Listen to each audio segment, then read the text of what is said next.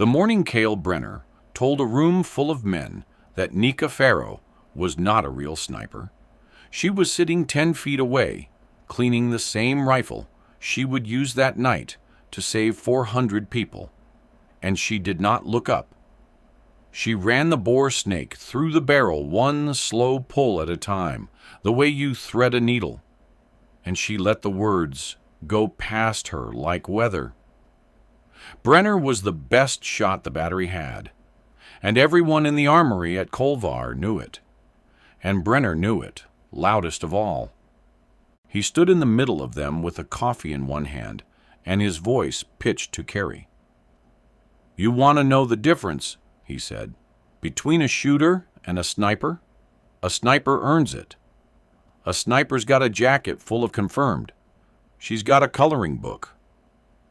He nodded at the small canvas notebook by her knee, the one she filled every dawn walking the waterline, logging the estuary, tide marks, the drop where the channel narrowed, the sandbar that sat 200 meters off the customs pier and forced anything with a keel to slow and swing wide. "Playing tourist," he called it, drawing pictures of the pretty river. A couple of the younger men laughed because it was easier to laugh with Brenner than to be the next thing he pointed at. Nika set the bolt back into the receiver and worked it once, feeling the click seat clean in her palm. She did not tell him that she had come up shooting for a woman named Della Quinn, who never let her wait for a target to hold still, who drummed one sentence into her over 10,000 rounds, read it moving, and send it until it lived under Nika's heartbeat. She did not tell him what was in her file because the part of her file that mattered had been sealed by 3 different countries. She capped the oil, closed the book, and stood. And she was a head shorter than the smallest man in the room. And when Brenner smirked at her over his coffee, she held his eyes for exactly 1 second and said, "Quiet, flat, counts the same." Then she walked out into the salt wind, and she did not yet know that the marks in that little book, the sandbar, the channel, the swing, would decide before the tide turned again whether 400 people on the Colvar Pier lived or burned on the water. If you're the kind of person who stays till the last 30 seconds, you already know this channel is for you. So do this now. Hit subscribe and drop the name of your city in the comments, because I read every one and I want to know how far this story travels tonight. Stay to the end, because a little after 2 in the morning, in the dark, over water, with a boat coming in at 40 knots and a man's whole hand on a switch, Nika Farrow is going to be asked to make a shot that 4 separate armies will later say could not be made, and the man who called her a coloring book tourist is going to be the one screaming her name into a radio to beg her to try. This story travels a long way before it's done. Let's go back to where it starts. Colvar was a working port on the Drennan estuary, a low sprawl of grain towers and fish sheds, and a stone customs house that had watched 2 centuries of tide. And by the summer the front reached it, the town had become a funnel. Everyone north of the river was coming south through Colvar to the ships, and the battery Nika belonged to had been dropped into the middle of it to hold the causeway open long enough for the evacuation to finish.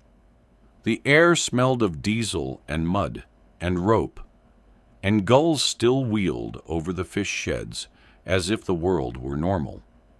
And at first light the water went the color of hammered tin.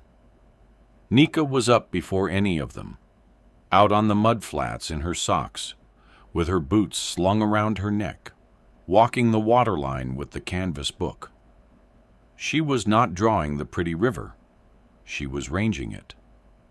She stepped the distance from the customs pier to the sandbar and wrote 210 She marked where the tide pulled the channel tight against the far bank, so that anything running upriver had to bend toward the town to keep off the bar.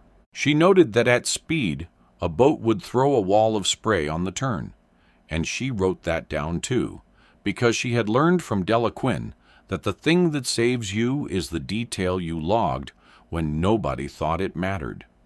She had a secondary set of pages nobody had ever seen, a column of words in the coastal Varani she'd taught herself off a phrasebook and a market, and 2 years of listening, because she had also learned that the person you save is calmer if you can tell them, in their own tongue, that they are going to live. Old Pharaoh, the civilian armorer, watched her come back across the flats that morning with mud to her knees, and he watched the way she broke her rifle down on the tailgate and cleaned each part like it was a living thing she owed something to. And he didn't understand what he was seeing, but he knew it was not nothing. "You treat that gun," he said, "like it's got a heartbeat." She wiped the bolt. "It's got mine," she said. And Pharaoh laughed, and later he would stop laughing. There were 3 of them on the team, and they had earned each other the slow way. Sergeant Imara Vey was the oldest by a decade, gray coming in at her temples, a woman who had been quietly told twice that she should think about a desk, that the field was a young person's country. She read ground the way Nika read wind. She had walked the Kolvar waterline beside Nika every one of those mornings, saying little, logging her own version of the channel and the bar in her head. And she was the one who'd first said out loud, standing on the mud, "Anything coming up fast has to give the bar its room. It'll swing right there, or it'll gut itself." The third was Private Jonah Kester, 19, all elbows and questions, the kind of green that hasn't yet learned to hide fear, so it comes out as talk. He asked the things everyone was thinking.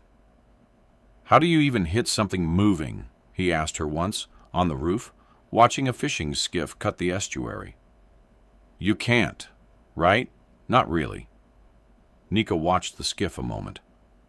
"You don't aim where it is," she said. "You aim where it has to be."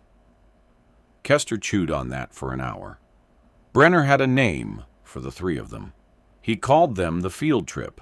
When Vey signed the team out to the customs house roof for overwatch, Brenner said, loud, from across the yard, "Careful up there, Sergeant.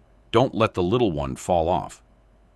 Vey didn't break stride, but that evening, up on the roof, with the estuary going purple below them, she said to Nika, not looking at her, "You know what he is." "I know what he is," Nika said. "You know what you are." Nika almost smiled. "I know what I am." It was the closest thing to warmth either of them would show for days, 2 women on a roof who had both been measured by their size and their years and found small, and it was enough. That was the last hour that felt like preparation. At 21:40, the causeway lit up. It came without warning, the way the real thing always does. A routine, a bored crowd of families shuffling toward the ships, and then the first RPG turned the lead truck into a bell of fire, and the crowd came apart, screaming. Machine gun fire opened from 3 buildings on the north approach at once, converging on the causeway where the column was pinned, and in 90 seconds, the evacuation became a killing field. On the roof, Vey had the glass up before the echo faded. "Contact, contact, north side, the grain office, 2nd floor, and the 2 sheds. They're walking fire down the causeway. Pharaoh, we've got civilians on the deck." Nika was already down behind the parapet, cheek to the stock, the world narrowing to the tunnel of the scope. The panic in the radio was another country. Her breathing slowed instead of speeding up, the way Della had drilled out of the fear response and into a metronome. Second floor of the grain office. A muzzle flashing rhythmic. A man with a belt-fed gun raking the crowd. 280 meters. No wind to speak of. The light almost gone. She did not wait for it to hold still. She let the front of his shoulder come into the reticle on his own swing and sent it. The rifle bucked and cracked, a hard, flat snap that rolled out over the water, and the machine gun stopped. "Down," Vay said. "One." Nika was already tracking the next window. Then it got worse, the way it does. A new problem every time the last one closed. The far shed had 2 shooters, and they'd seen the flash off the customs roof. Rounds began to smack the parapet, chips of old stone spitting into the air, one round moaning off the coping a hand's width from Nika's helmet. "They've made us," Vay said, calm as a librarian. Nika rolled 2 feet left to a new gap without lifting her head and let her heart rate settle, and took the first of the shed shooters through the gut of the doorway he'd chosen to shoot from. A snap. The round ringing off corrugated tin behind him with a sound like a dropped pan. "2," Vay said, and the second man ran. And running men are still men. She led him and sent it, and he folded into the mud. 3. Kester, on the comms, voice jumping. "Farrow, that guy was moving. That was a dead run." "Counts the same," she said, and shifted again. It kept climbing. A technical came around the grain office, a flatbed with a heavy gun bolted to the bed and a gunner already firing. And the heavy rounds began chewing the parapet apart in earnest. A deep hammering that you felt in your teeth, different from the rifles, and Nika could not reach the gunner behind his shield. So she read the truck instead. She waited for it to swing broadside as it repositioned, and she put 2 rounds through the front left tire, and the truck slewed and stalled with its flank to her. And now the gunner had to lean out to keep his gun on the causeway, and when he leaned, she was there. 4. The driver bailed, and she let him go because behind him 3 families were crawling for the seawall, and she would not spend a second of daylight, what little was left, on a man running away from the fight. Vay called the running tally like a clock.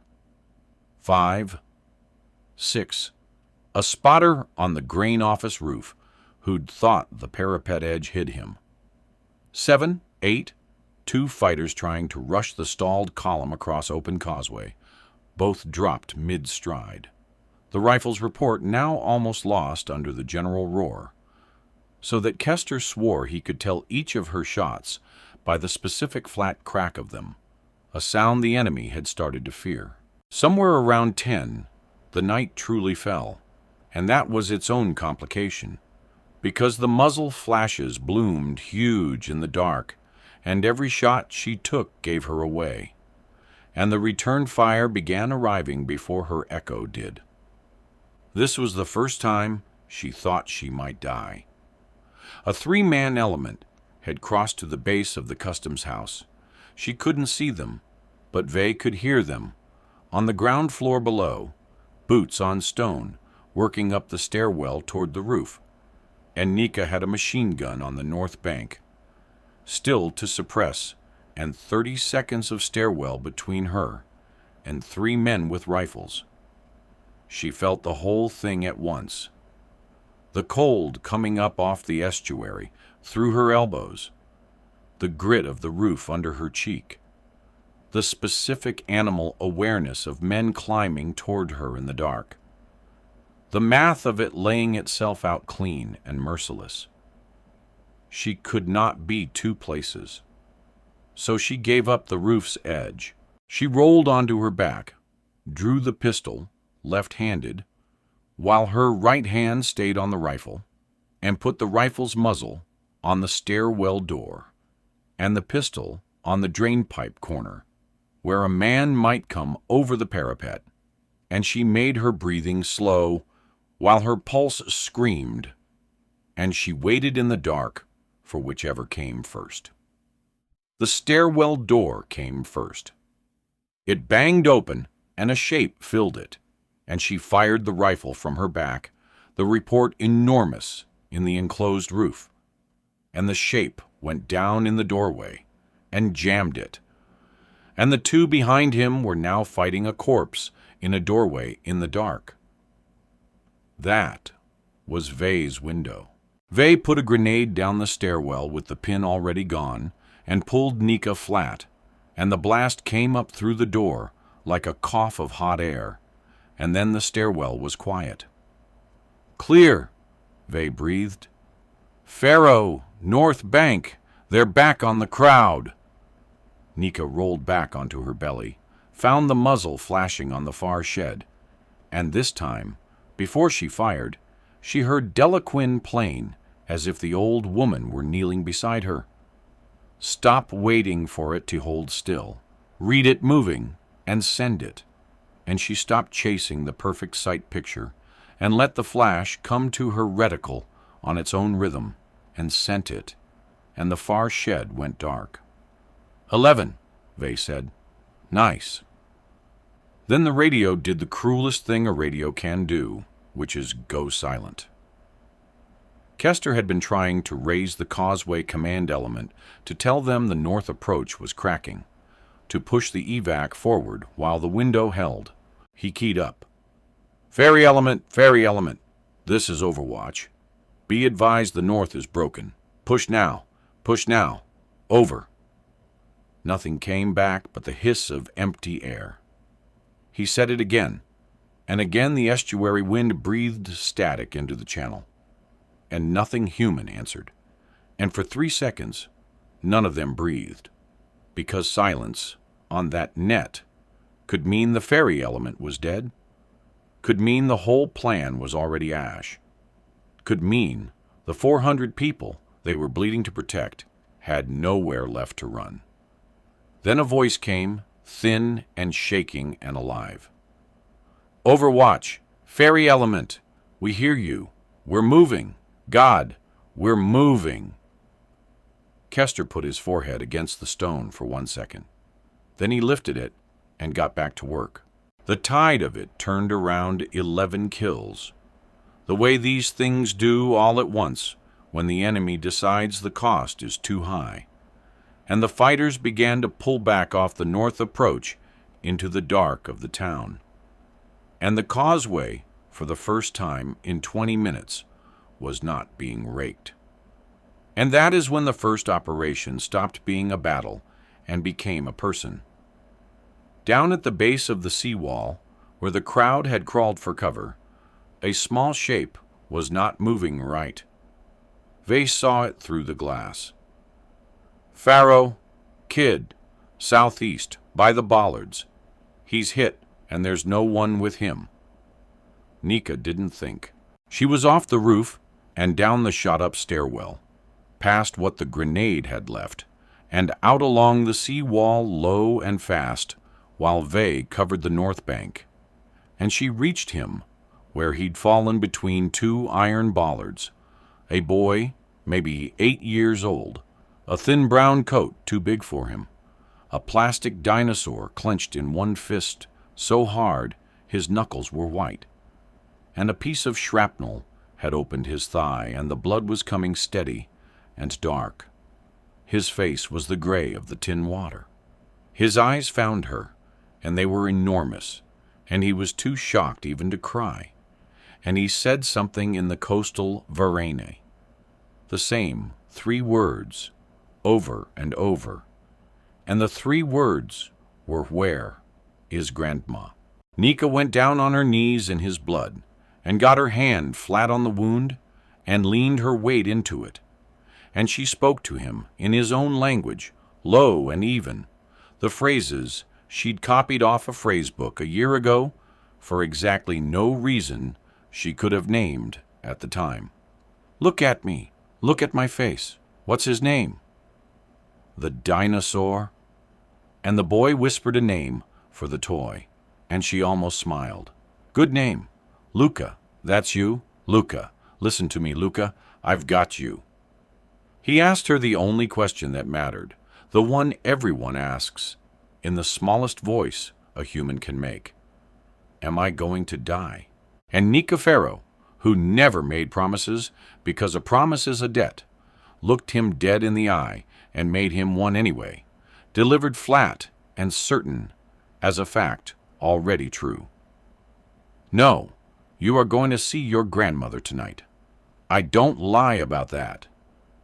She got the tourniquet high on his thigh with one hand, and her teeth cinched it, felt the pulse of the bleed slow under her palm, and she kept talking to him in Verini the whole time, telling him about the dinosaur, telling him Grandma was on the ferry, telling him he was brave, until the medics reached them and pulled the boy onto a litter, and one of them looked at the tourniquet and looked at her and said, "Who did this?" And Vey, arriving behind her, said, "The tourist," and did not smile when she said it. Luca went on to the ferry 12 minutes later. His grandmother was on it. She had been the whole time, and that should have been the end of it. The causeway was clearing. The ships were loading. The north approach was quiet. And up and down the net you could hear the loosening, the exhausted almost laughter of people who think the worst has passed. Nika was back on the roof, reloading, hands steady, count at 11, and holding, when Vey went very still with the glass to her eye and said in a voice that had lost all of its calm, "Upriver, coming fast. Oh, no." A single fast boat had come out of the dark of the upper Drennan, and it was running the estuary at full plane straight down the channel toward the customs pier, where the last 400 evacuees stood packed shoulder to shoulder, waiting to board. And it was riding low and heavy in a way a fishing boat never rode, and even at that range you could see the drums lashed along its length and the wall of white spray peeling off its bow. A waterborne bomb aimed like a spear at a pier full of people, and it was 3 minutes out. Everything the causeway had thrown at them had been a fight you could win by degrees. This was a countdown, and the numbers were terrible. Vey had the boat in the glass and was talking fast and flat. Single fast craft, running the deep channel, riding low, I count 6, 7 drums, lashed amidships, and a man forward on the drums with something in his hand, and a man aft at the tiller. He's making, call it 35, 40 knots, 2 minutes 40 to the pier. Kester was already on the net screaming for the pier to disperse the crowd, and the answer came back that there was nowhere to disperse to. The causeway behind them was a bottleneck of burning trucks. The water was the only exit, and the boat owned the water. The battery had a heavy weapon on the far bank, Brenner's Element, 300 meters across the estuary, with the good gun and the range and the reputation. But the boat was quartering away from them behind its own spray and the drums, and a heavy round into the drums did the enemy's job for them and turned the whole thing off early against the pier. Somebody had to reach past the drums and past the spray and take the one man forward with the switch in his hand on a small boat moving at 40 knots in the dark without touching the explosives, without a miss going into a crowd of 400 people directly behind him. It was a shot for a hand, on a shape you could see for a half second at a time, on a target that would not hold still for 1 instant of its run.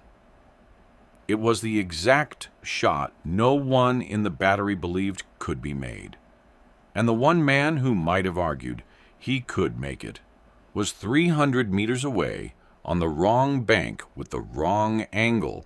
Nika was already reading it, and this was the moment everything she had logged in the coloring book came due. She could not do this alone.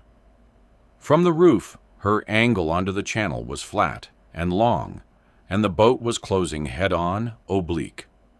The hardest possible geometry, and the light was almost nothing, and she could not both track the lead and read the water.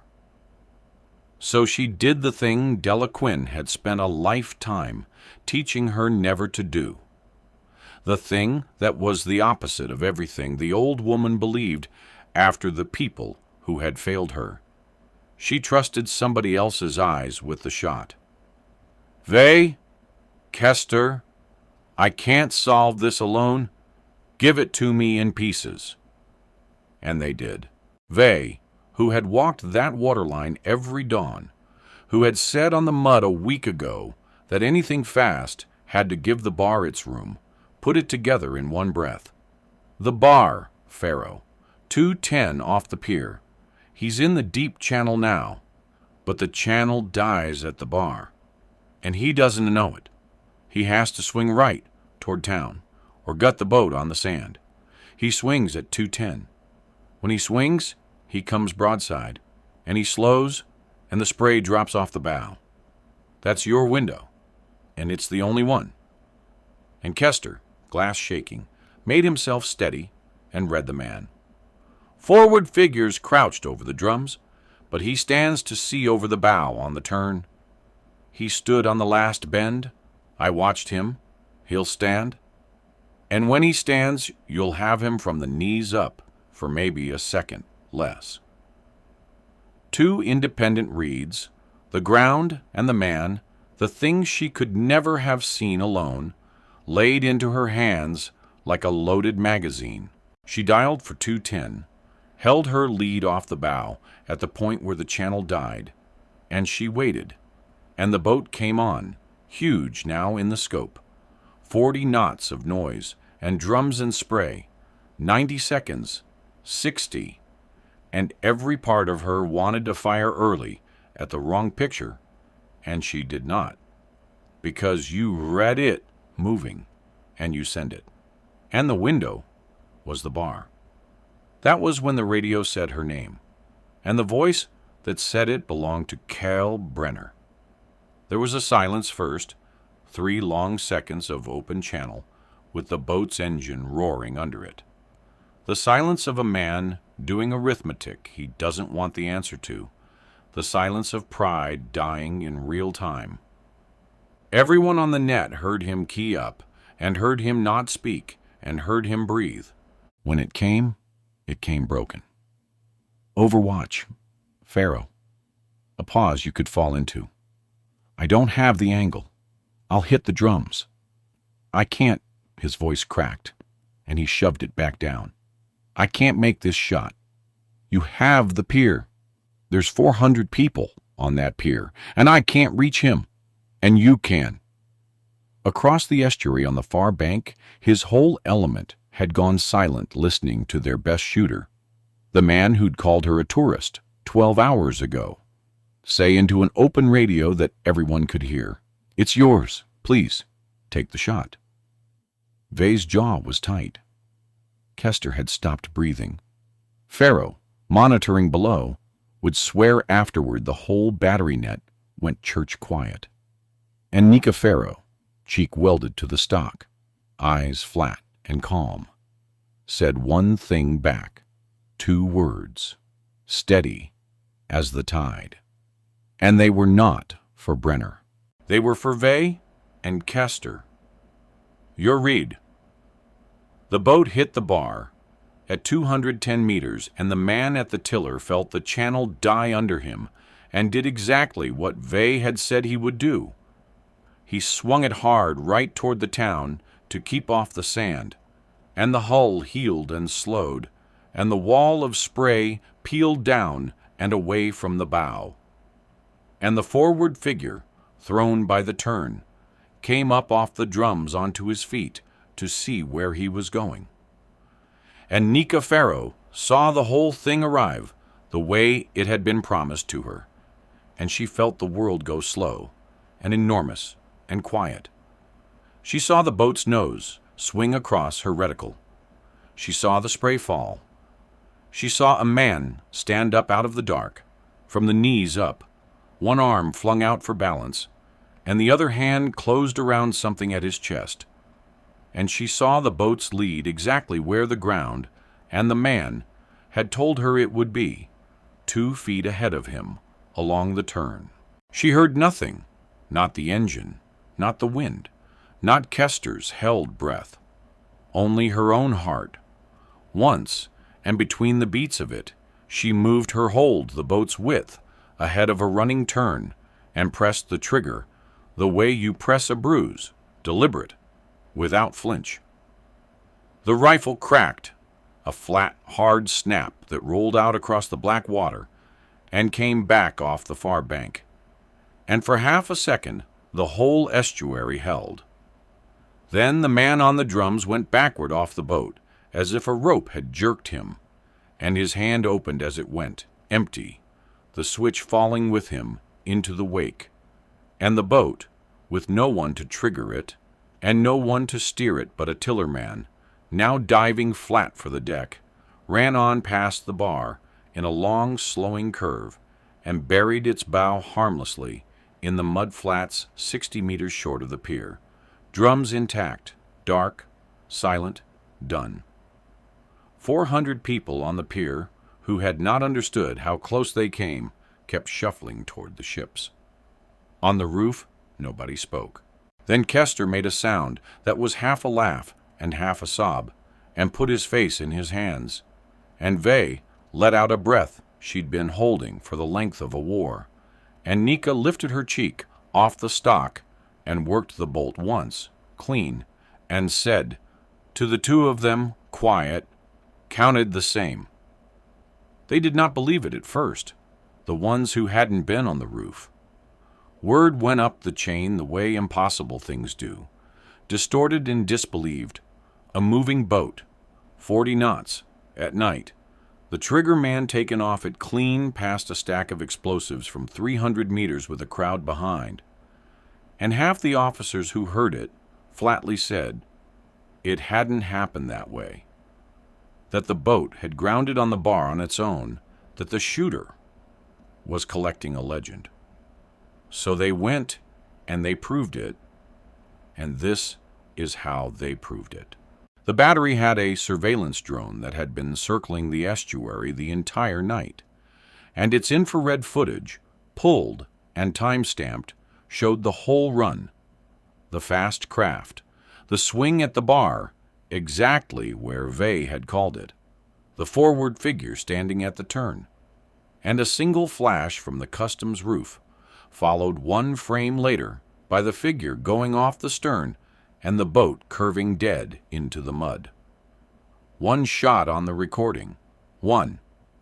And when the disposal team went out to the grounded craft at dawn and made it safe and recovered what the forward man had been holding, they found a command detonator with the safety already off, a live switch under a dead thumb.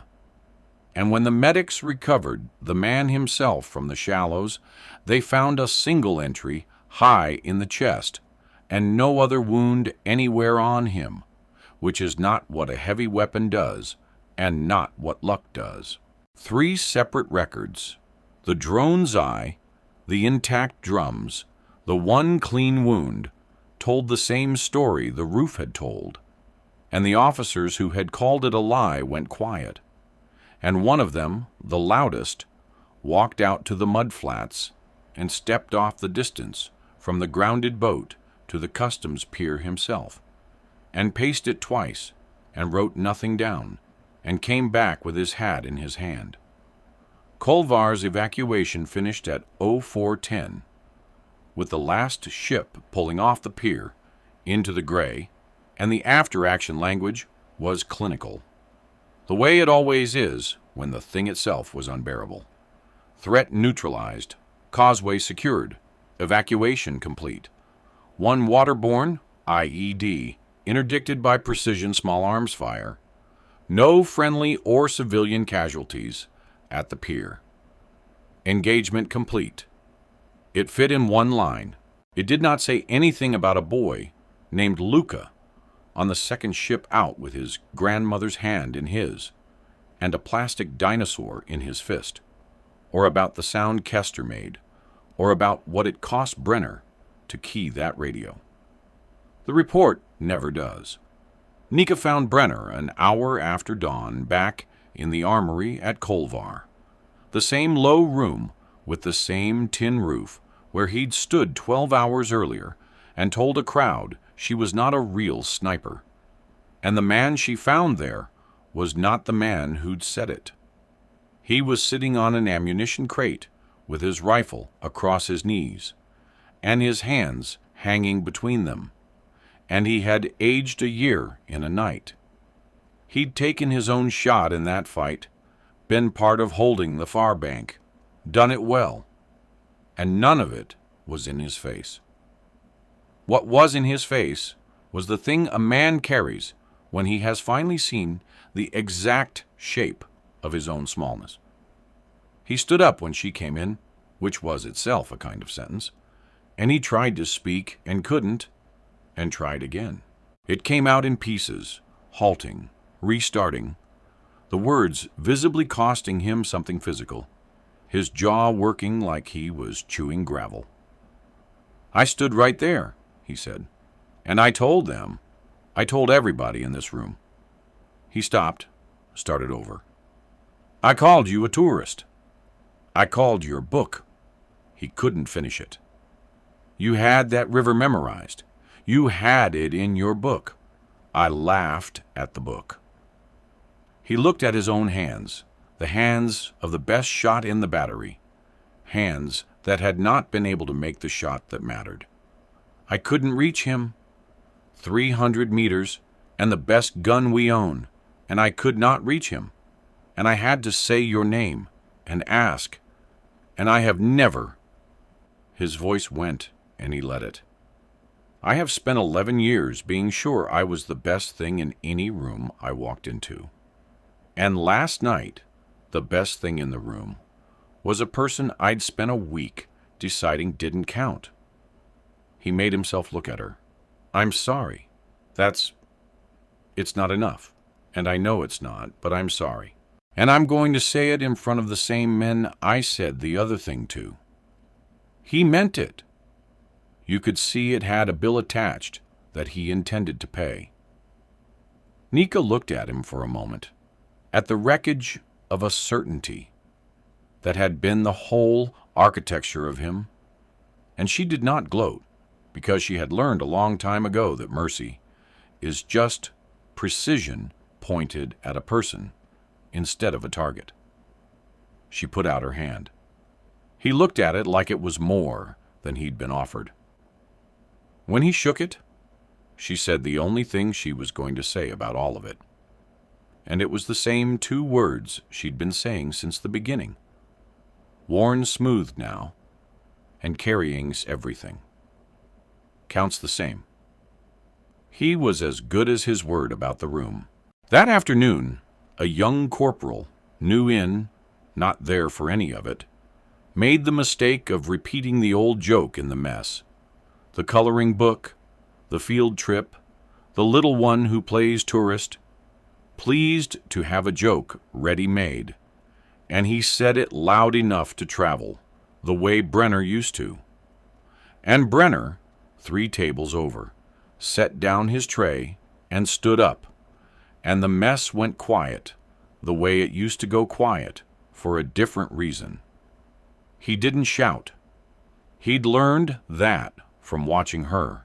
He walked over and stood in front of the corporal and said evenly, so it carried, "That book had the whole estuary in it, every meter. She walked that river at dawn for a week, while I drank coffee and called it a coloring book. And last night, that book is the only reason. There's a pier full of live people instead of a crater." She reached a target I could not reach. So you're going to eat, and you're going to stop talking, and the next time you feel a joke about Pharaoh coming, you're going to remember that the best shot in this battery had to beg her for help on an open channel, and be grateful nobody's ever going to have to beg you for anything, because nobody thinks you can do what she did. Then he sat back down. The corporal ate. It was not a speech, and it was not clean, and it did not undo a single word he'd said before. And that was the point. He wasn't trying to be forgiven. He was trying to be different. And the difference was that this time his voice was pointed at the man doing the mocking instead of at the person being small enough to mock. Major Dov Halloran found her the next morning on the customs roof, where she'd gone back up alone to break down her rifle in the light, and he did not come to that roof easily. Halloran was the reason Brenner had been allowed to be Brenner for 11 years. The shrug, the boys will be boys, the letting it slide because the man could shoot and the jokes kept morale up, and it was easier to laugh along than to make it stop. He had heard the open channel. He had heard his best marksman say into a radio that he couldn't do it, and had to ask the woman his major had let everyone treat as a mascot. He climbed the shot-up stairwell where the grenade had gone off, and he stood on the roof for a while before he could make himself speak. And when he did, you could see the whole thing moving under his face. A career's worth of small permissions he'd granted, a decade of silences he'd allowed, the slow understanding that the culture that had almost cost 400 people their lives on that pier was a culture he had personally signed off on every time he laughed at one of Brenner's jokes, instead of ending it.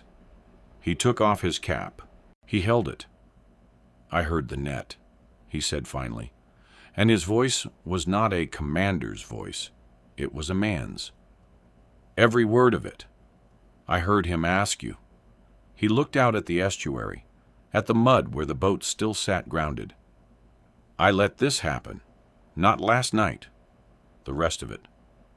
Every time somebody smaller than the loudest man in the room got made into a joke, I let it happen, because it was easy. And he could shoot, and I told myself it was harmless. It was never harmless. It was permission. Silence from someone like me is permission. And I gave it for 11 years, and last night it very nearly put a bomb into a pier. He turned to face her, and this was a general officer telling a corporal she had been right and he had been wrong. And it did not come easy, and that was what made it real. He told her the practical things then, that her file, the sealed part, was being read at last by people who should have read it a year ago, that she was being moved to lead the battery's precision element, that Vey and Kester were named in the citation beside her by name, the ground reader, and the boy who called the man off the drums, because he had heard the net, and he knew the shot had 3 sets of eyes behind it. Then he said the thing he'd climbed the roof to say, and it was 5 words, and he made himself hold her eyes to say them. You were the best sniper. Not the best that night, the best. Nika finished seating the bolt, and worked it once, and looked at him level. And she did not say counts the same, because for once it did not need it. She just nodded, and that was enough. And Halloran put his cap back on and went back down the stairs a smaller man than he'd been, which was the first honest thing his rank had done for him in a decade. Old Pharaoh found her last, down by the water, where the tide was coming back over the mud toward the grounded boat. And Pharaoh was the one who put it in the words none of the officers had. He'd watched her that first morning clean a rifle like it had a pulse, and he hadn't understood it, and now he'd spend a night understanding it. He came and stood beside her and looked at the drums sitting harmless in the sand. "There was a woman on that ship," he said, "old, half-blind, wooden board without her grandson, holding up the whole line at the gangway, crying, and they were about to carry her on without him. And then a medic came running with a boy, on a litter and a plastic dinosaur, and she," Pharaoh's voice went thick, and he let it. "I don't know how to say what you are. I've been trying since yesterday. I clean guns. I don't have the words for it." He wiped his face, unashamed. "But that boy's going to grow up. His grandmother's going to be at his wedding, and neither of them is ever going to know your name. And that's the whole thing about you, isn't it? That's the whole thing.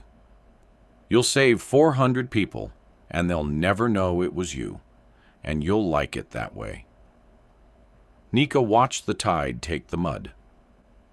"He's got a good grandmother," she said, which was all she would give him, and it was more than she gave most people. The running count from the causeway settled at last into a single whole number when the after-action verified each of them.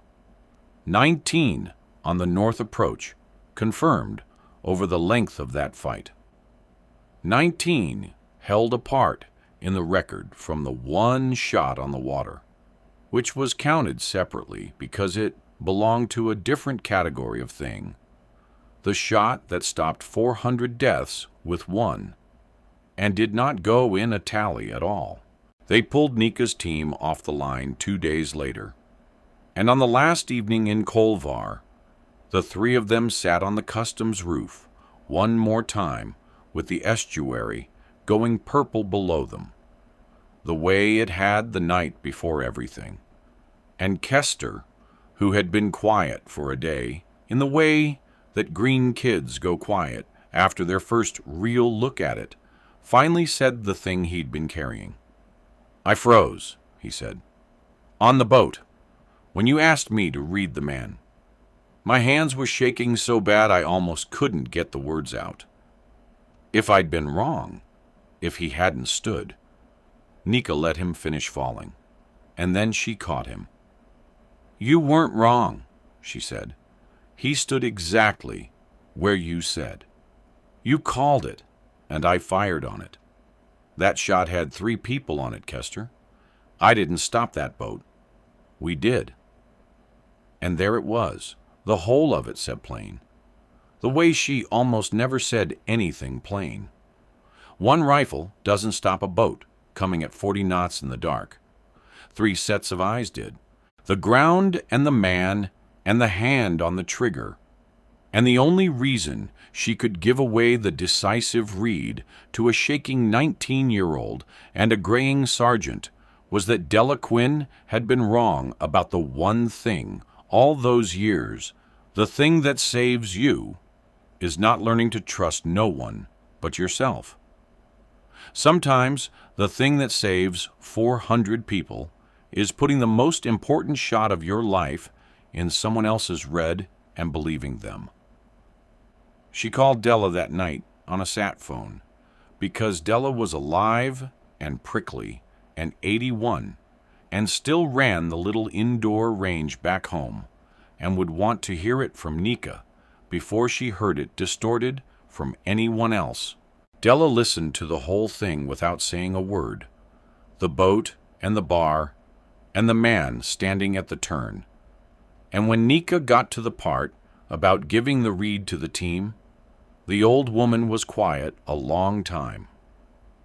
"I taught you to trust your own eyes and nobody else's," Della said at last, gruff, and then gruffer because she was not a woman who bent easily. "I was teaching you not to get let down the way I got let down. That was my thing, not yours. You had better eyes to trust than I ever did." A pause. "You did right. Read it moving." "Read it moving," Nika said, and for the first time The phrase meant something new, not just the target, but the world, the whole moving world of people around you that you could either face alone or read together. And she heard the old woman's rough breath on the line, proud and unwilling to say so. And that was the closest thing to a keepsake Nika would ever carry. Not an object, but a voice, alive, correcting itself. Across the estuary that same night, in the officer's tent, Cale Brenner sat cleaning his rifle alone. And he was doing it slowly, one pass of the boar snake at a time, the way you thread a needle, the way he had watched her do it in the armory the morning he'd made a joke of her. And he did not yet have words for what he was practicing, but his hands were learning it. The certainty that had been the whole architecture of him, the sureness that he was the best thing in any room, was gone, collapsed clean off him like spray off a turning bow, and what stood in its place was quieter and harder and more useful. He did not know it yet, but he would spend the rest of his service being the man who ended the joke instead of starting it. And he would be better at that than he had ever been at being loud.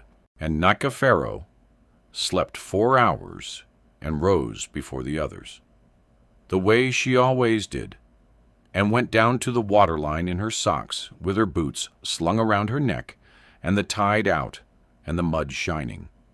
And she walked the estuary one last time, with the canvas book, ranging a river she was leaving, logging a channel no one would ever need her to have logged, because the thing that saves you is the detail you write down when nobody thinks it matters. She stood a while where the boat had grounded, small against the enormous gray morning, her breathing slow, her eyes level, her hands still, a head shorter than any man who had ever called her small.